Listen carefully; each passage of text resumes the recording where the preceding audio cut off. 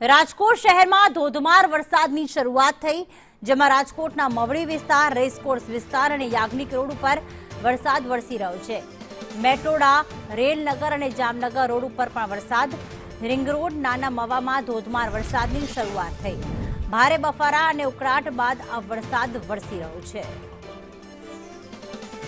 મયુર સોની અમારી સાથે જોડાઈ ગયા છે. મયુર, આમ તો કહેવાય કે એક લાંબો વિરામ થઈ ગયો અને ભક્તો પણ માનતા હોય છે કે રથયાત્રા હોય ત્યારે વરસાદ વરસવો જ જોઈએ.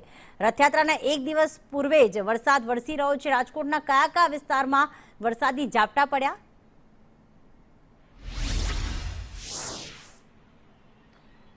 પ્રીતિ, અષાઢી નવરાત્રીની આજથી શરૂઆત થઈ છે. પહેલો દિવસ છે ને આજે અમી છાંટણા રૂપી વરસાદ છે રાજકોટ શહેરના અલગ અલગ વિસ્તારની અંદર વરસી રહ્યો છે.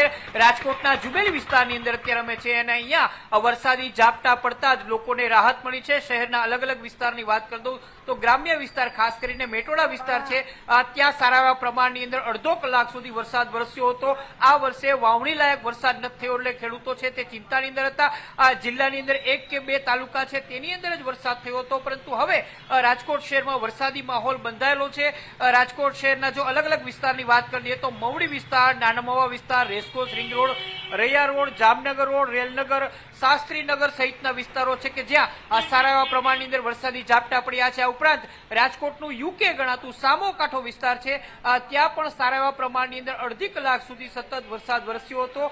સંતકબીર રોડ, પેડક રોડ અને મોરબી રોડ પરની જે સોસાયટીઓ છે ત્યાં પણ સારા એવા પ્રમાણની અંદર વરસાદ વરસ્યો હતો. આજે આખો દિવસ અને આવતીકાલ અને પરમ દિવસે એમ 3 દિવસ સુધી વરસાદી માહોલ રાજકોટની અંદર જામે એ પ્રકારની સ્થિતિની આગાહી છે એ હવામાન વિભાગ દ્વારા કરવામાં આવી છે.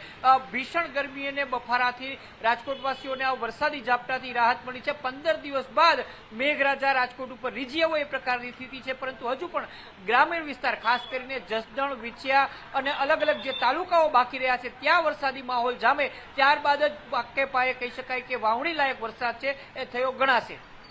બિલકુલ, આભાર મયુર તમામ વિગતો માટે.